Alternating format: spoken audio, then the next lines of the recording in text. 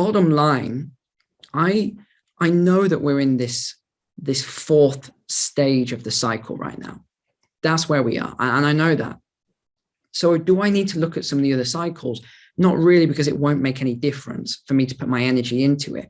But what will make a difference is looking into the different crisis periods, the different crises, and then looking at those overlaps and seeing how they're going to come together and what might happen as a result.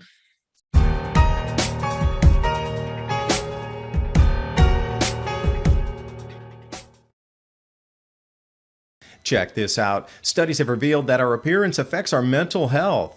The anti-aging industry has tried to capitalize on that for decades, but their serums and supplements seem to fall short. This is because many products on store shelves fail to target the source of the problem. They just hide wrinkles temporarily. This is why I'm such a huge fan of multi-collagen. This multi-collagen works to restore the youthfulness of skin. It helps combat loose skin and wrinkles quicker and more effectively than anything else I've tried. And the way it works is by supercharging the skin's collagen intake, which is the protein our skin needs to stay elastic. This product helps deliver collagen directly to the skin's cells, which is why it's so effective. Imagine how good your skin will look this summer from taking it. If you want to look and feel your best, grab some multi-collagen today. And for the next 24 hours, take 51% off your order by going to healthwithadapt2030.com or click on the link in the description box below. And now on with the video. Hey, and good afternoon, everyone. Today, Neil McCoy Ward.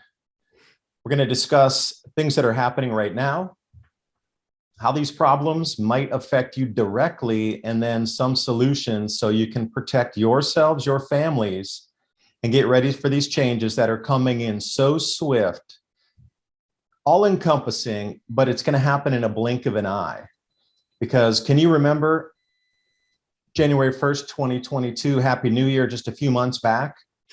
Well, these changes we're talking about are going to happen that quickly. Everything we talk about today, at least on my end, and the very first step into what I would consider a reset of our society, not in the Klaus Schwab way, but literally a reset based on disposable income, food pricing, energy prices. This affects everybody directly. What you eat, what your kids eat, what your family has access to in the supermarkets.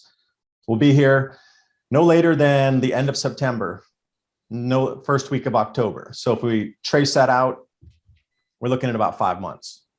And we discussed a little bit before what we wanted to cover. So I think it's just going to be an easy conversation with some solutions. So everybody kick back, enjoy. And then, we are going to discuss the problem first, but we're not going to go into fear, the doom and the gloom. That's not what this is about. It's understanding the problem and be able to find some solutions. So Neil, thank you and welcome. So let me pick your brain on when you visited these other countries in turmoil.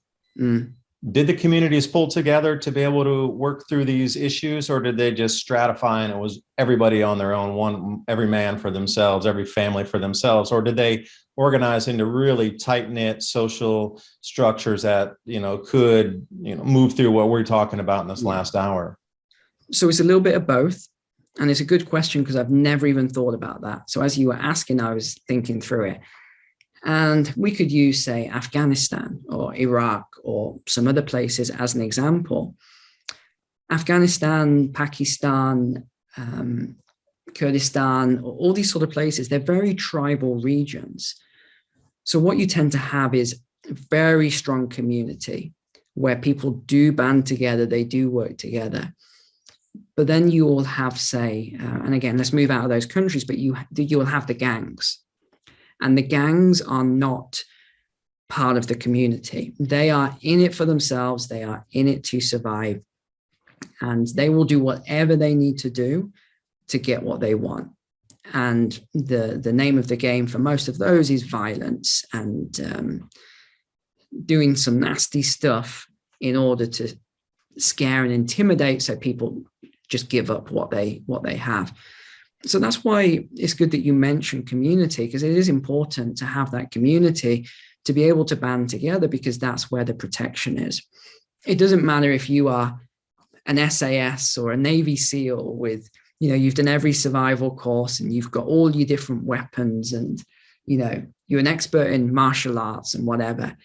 If you, and I say this to my wife sometimes as well, if let's say you had 5 or 6 guys that just rush the house in the middle of the night when you're asleep, it doesn't make any difference. You are just, that's where community comes in, and that's where, I don't want to go too much into the prepping here because it's not really a lot of, my sort of angle that I often talk about. I focus on economics, but yeah, you can set up all sorts of different things, radio networks, walkie-talkie networks, and all the other stuff that you've got that community in case there are in a scenario like that, which I've seen when you get these marauding groups, because if they come through, you don't really stand much of a chance. It's a bit like the military as well. Why do the military exercise troops? Why do they throw them into small conflicts? It's so that they get what's known as battle hardened. So you probably heard this in war game theory and some other things. You want troops that are battle hardened, because if you throw in troops that are super fit and super strong and they've got no experience and they go up against someone who maybe isn't fit or strong, but they've got 5 years of experience and 3 of those years have been, actually doing something, it doesn't make any difference how fit and strong those guys are. They're going to get absolutely destroyed. So this is another concept to think about. And then that takes us on to, okay, obviously there's a breakdown in the economy at that point where you're talking about regional areas. What did you see tradables? Did you see people bartering, or what were the main barter items? Walk this out through. I know in the Western nations, it's going to be a little bit different, but obviously people function the same. They have the same hard wiring. I need this, I could trade you for that. Did you actually see that going on instead of using a cash basis for trade? Well, you'll be surprised by this, but in almost every single country, it was US dollars. Yeah, I thought that might take you by surprise. It was US dollars. Didn't matter which country I was in, I always had US dollars. That is what people use. Now, you've got to think about, what if the US dollar in however many years in the future, it's strengthening at the moment. It's something called the DXY, and it's strengthening at the moment, which is quite a contrarian theory because a lot of people thought it wouldn't and that it would weaken, but it's strengthening. But let's say that in the future, and it's inevitable, the US dollar will collapse. It's just, is it in a year? Is it in 5 years? Is it 50 years, 100 years? Who knows? But every fiat currency goes to zero. And in fact, this is a really good point, transition point, because I have here with me, I always have on my desk, currency from all sorts of different periods. Oh, those are the Confederate Florida notes, huh? They are Confederate. That's right. I also have colonial and revolutionary currency. Just be very careful with these. I have as well this, which was sent to me by a subscriber. That is the Reichsbank note from 1922, 10,000 marks. Now, just 1 year later, this is how fast it collapsed, we had 1 billion marks, which is actually 1 trillion marks in German, as someone corrected me on, because I thought it was 1 billion marks. It's actually 1 trillion marks. And then someone sent me, again, a subscriber made these as a joke. One was American, and this is $1 trillion, and this one is euros. So, yeah, it's interesting. And again, I have currency here. I always have currency with me. And this is euros and pounds and dollars and whatever else. But I keep it here as a reminder with this other notes, because it's not real money. It is just fiat currency. And it exists somewhat like a brand. So if you think of why one brand is more popular than another, yeah, some of it will be quality, but a lot of it will be how it exists in your mind. And people think of US dollars around the world as amazing and very valuable and things like that. Whereas if I showed them a gold coin versus US dollars, or a silver coin like this, they're not interested. And I've done these social experiments. They are not interested. They want the paper. So it's interesting. But in the face of a complete breakdown, whenever that happens in the future, and I'm not really seeing it in, the immediate term, but I think in the future, you always see these cycles where you have a major breakdown. Look at the Dark Ages. 1348, we had the Black Plague, wiped out half of Europe's population. 1381 was the Serfs' Revolt. You go through these stages, these cycles in history all the time. It's just part of life. But then what do you always go back to? You go back to this stuff. People always go back to gold and silver. And that's why one of my largest holdings is in precious metals, because I know from 1970 stagflationary period, what is stagflation? Let me just add for the viewers, is a period of high inflation, low economic growth, but high unemployment as well. So again, that was part of my 2020 forecast, that we'd see deflation 2020, high inflation 21, 22, and then stagflation 23 to 24, maybe beyond. So when you look at that, what actually performs best in a period of stagflation, it is gold, silver, and farmland. Those are the only three things that have been proven every single time to work in a period of stagflation: gold, silver, farmland. Because you can produce the food to keep people alive. Now, you keep saying that we're seeing the same timelines going out to 2030. Excuse me. Well, what's the transition then at that point? Is it everything's run its course on the collapse phase, and then it's set to reset on a new asset class or new pillars of a new economy that are put in place: carbon trading credits, carbon allocation credits, gold, silver, crypto, digitization of forests and ecosystems? Or what is it, a magic 2030 date? It's not anywhere, you can't find it now. They always peg that 2030, 2031, and then we enter something new. Is it a cosmic cycle? Is it an energy cycle? Is it a shift in human perception? Or is it truly just, it's about the money and everything ran out of its final value and we have to start again? Yeah, well, short answer, I have no idea. I don't know what will happen at 2030. But I do know by that point, we will be in some sort of a new cycle. And all the dates line up to that as well. It's the late 2020s through to about 2030. So we'll be in this new cycle. Now, that isn't what worries me. What worries me is the fourth turning part of the cycle before we go into the first section again. Because if you look at these fourth turnings, the final part, it's always chaos. There is always military conflict and war. There's always some sort of famine. There is always mass amounts of death. That is what is a little more concerning to me. But as I mentioned to you offline, I have my plan for that. So I'm not really concerned for me or my family at all. Very, very that much concern. But I am concerned for everyone else. And that's why I try to, like yourself, David, try to educate everyone, try to just give this guidance and help. And you know it as well. A lot of people will listen and they'll say, this guy's crazy, he's a whatever, and he's nuts, and, he talks garbage, and he should be banned from YouTube. And, you get all these wild comments. But that's all we can do, really, is just educate people. People can take what they like, dump what they don't like. That's the way I see my role, really. And I was so committed to that. I left my previous job role, which was a very good role, in order to do my YouTube full time, so that I could, really, really do this and help a lot of people with it. But getting back to the 2030 cycle, I don't know, but I know I hit upon something when I was one of the first people to do the Great Reset coverage. And I made that video. It was instantly banned. My channel was blacklisted. I was attacked by all the mainstream media outlets. The BBC did a feature on me. I mean, you don't do that. I mean, this is just PR 101. You don't do that unless something has been exposed that you don't want coming out. So I thought about what I talked about there.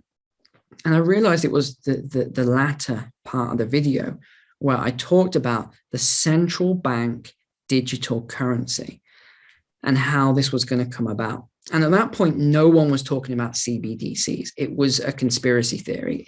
There was no such thing. It was never going to happen. But when I did that and I touched upon it, and it was all about climate change, that's how they phrased it all, that the whole thing was about climate change. So I did this investigation and I found out every single one of these organizations is a bank or financial institution that's committed to climate change and all this stuff. And I went, it doesn't make any sense. Why would they care? A company is a for-profit organization. They don't care about the climate. They care about their shareholders and profit. That's it. They don't care about anything else. So I knew there was something fishy.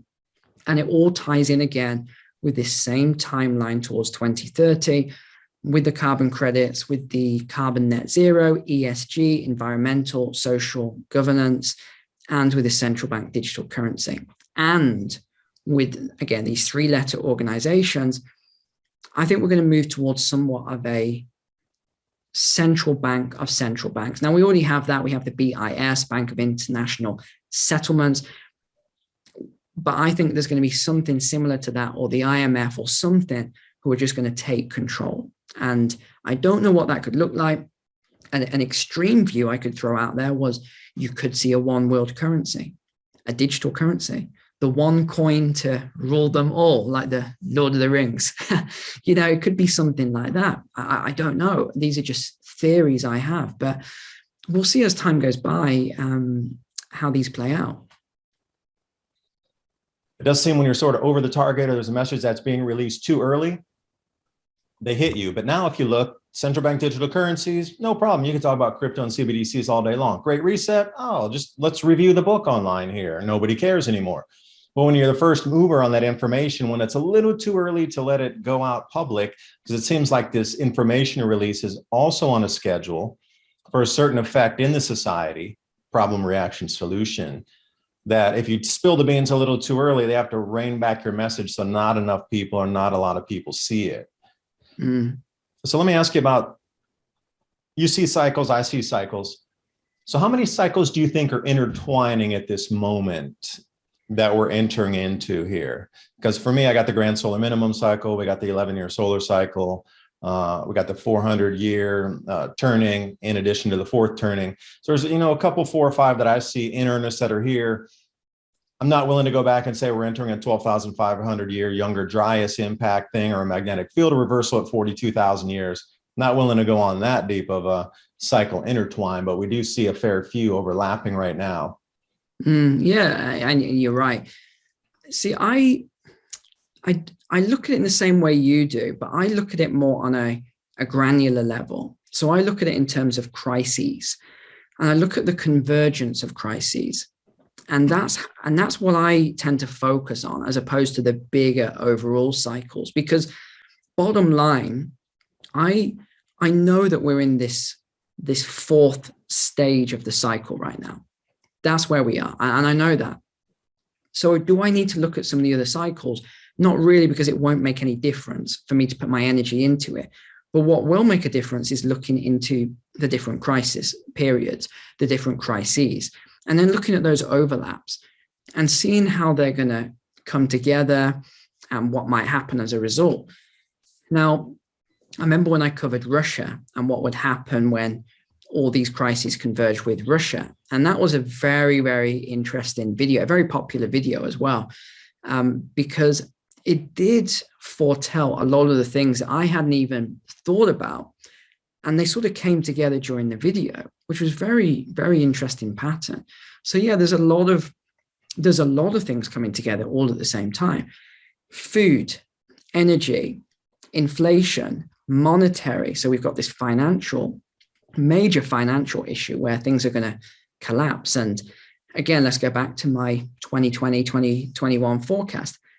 NASDAQ to go first, cryptocurrency to go second, the greater stock markets to go third, where we'd see a decline, bear market, then we might see, and I'm not 100% sure, but we might see a sort of run up later on once they see, okay, this is not working. Raising interest rates, it's not working. It's in a bear market, it's going down. Let's do one last blast and let's see if we can pump it up. We might see that, I don't know. Or we could just see it run down and just keep running down. What goes after that? Well, if they keep raising interest rates, the base rate, you're going to see the housing market come down. So that is really the way I see it. It's a 4-stage approach. And again, I won't get too technical on it all, but it all involves liquidity and credit. So most people think of money as money, but it's not. It's currency. And more than 95% of all of that currency is debt. This is why I say to people, don't leave all your money in the bank if they make mortgages and loans and credit cards. And because when everything starts collapsing down, it's known as the great deleveraging, happens every couple hundred of years. It's why people don't talk about it, because it's not a known concept. But in the great deleveraging, all of the debt collapses upon itself. It just gets written off. And it also links in with some periods of hyperinflation. So you just see everything collapsing upon itself. You go to the bank for your money. Sorry, we lent it out on a mortgage and that mortgage collapsed. Sorry, we lent it to that business collapsed. It's no longer there. You could look at it another way. It's the greatest opportunity in human history because we can see these cycles converging. We have more interconnectivity. You can see the cycles play out, and then you could take advantage of that. So do you think crypto might rebound after this, or is it all gone into the muck and we just know there's going to be a few surviving coins and that's it? Yeah, so I own crypto. So full disclosure, I own crypto. Yeah, so do I. Yeah. Full disclosure too. Yeah, and I mainly focus on big projects. Or what I do is I apply the same methodology to crypto as I do to the stock market. So certain projects I hold is because I've done fundamental analysis on those projects. So what do they solve in the real world? Is it just a meme coin? I don't touch those, even though, yeah, okay, I'm sure I could have made loads of money on Doge and things like that. I don't touch them because they don't solve a real world problem. So what I focus on is crypto that solve real world problems. And I think they're going to have a big impact in the future. But I only go for large market cap and things like that. I don't speculate on things. Because you mentioned crypto diving down, that being the next shoe to drop, if you will. And a lot of people are going to, no, it's not coming back. But, I don't know. I'm just trying to get a little more insight. Obviously it's going to rip down a little bit further, even I do believe. But then, will there be a rebound?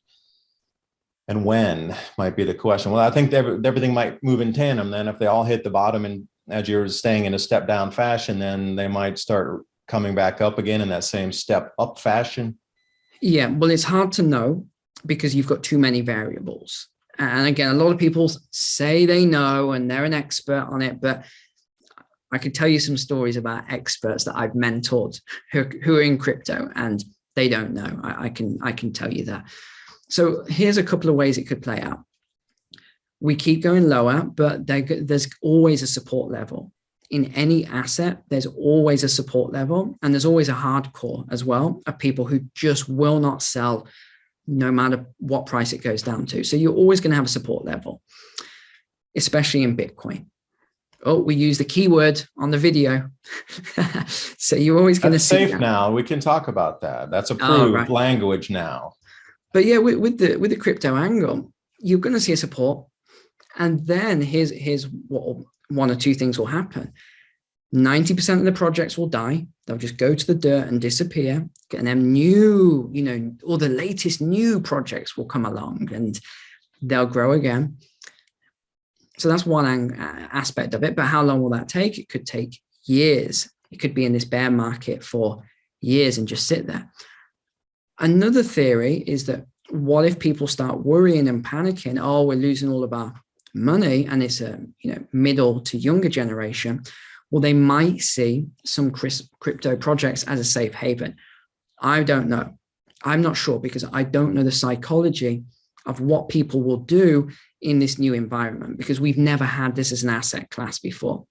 If you can even call it an asset class, some people will, some people won't. We'll always get disagreement on that. So that's one way you could see it go. We could also see it getting so highly regulated that people just, you could lose some of the support levels in it, because some people are just like, you know what, it's not worth it anymore. How did the Romans achieve some of the things they achieved?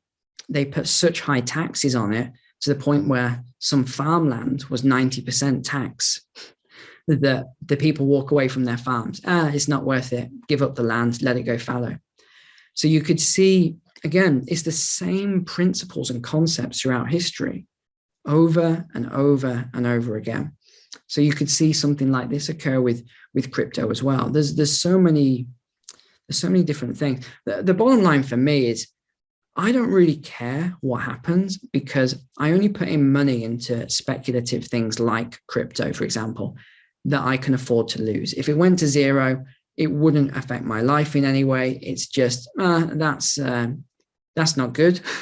Lost a bit of money there, but that's the way I see it, some of these things. I don't necessarily see it as this is a big long-term investment for me. Right now, where I see my investment, precious metals and farmlands, that's what I see as investments.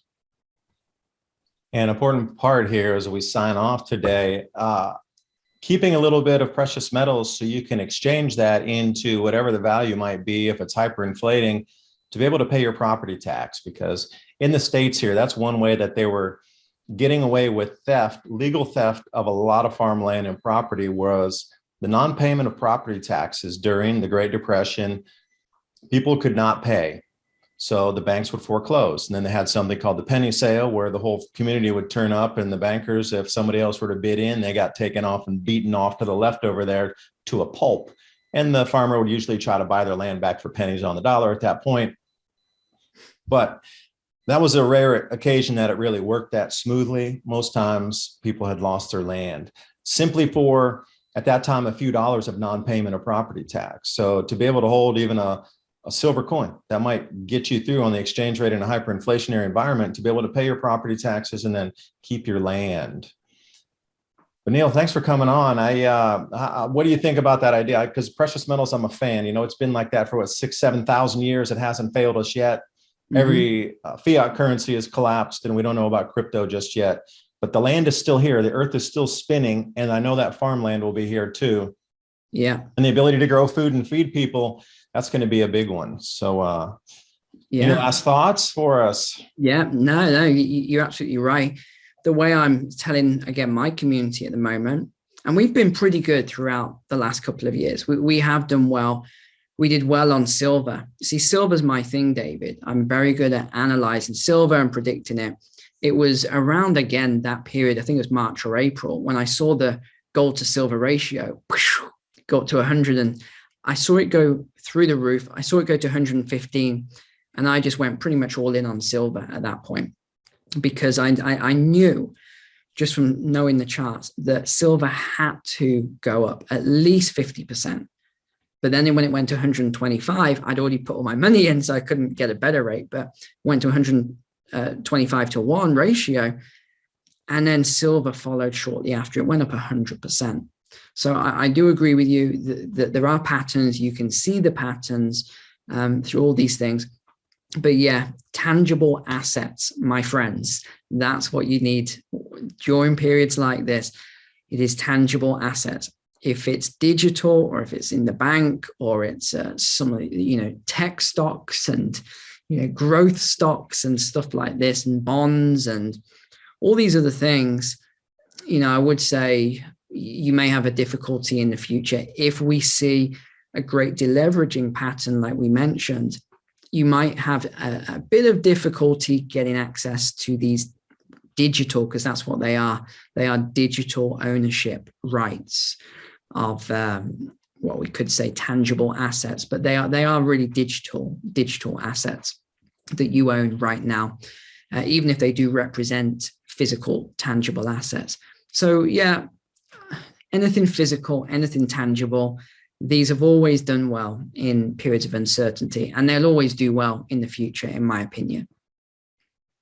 I wish I had a time machine so I could jump into the future and see how they wrote about this period, even though we lived through it.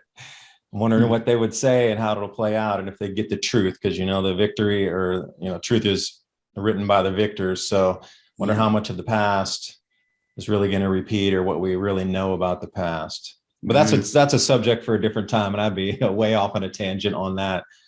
So anyway, hopefully everybody got something that you can use to take forward, especially this weekend. We're coming up to the weekend. So think about what you can plant, what you can get ready for your garden, what seeds you could buy. Think into next year's planting. It might not be so incredibly important right this second, although if you do see the future, you would know that it is. You need to practice this year. Make your mistakes now when it's not really that critical for you and your families. But then, plan for next planting season and get out in the stores, see what's there. Talk to a couple people, learn a little more about taking food growing into your own, decentralization is your own home garden. And I'll leave it there. But Neil, thanks so much for coming on. Yeah, you're most welcome, David. And for everyone watching, thanks for watching. Really appreciate you. I'm sure David appreciates you as subscribers. And feel free to come over, check out the Great Depression diaries that I did. You will love those videos. It was so much work, and you'll see the amount of work that went into it just when you see the diary. So, all right. Yeah. Take care. Thanks. And I'll put those links in the description box below, so you can go over to Neil McCoy Ward's YouTube channel and click on that. That way you don't have to search for it in the description or the videos or the playlist. I'll just link it below, click and go. And anyway, thanks for your time, and we'll see you next time. Bye for now.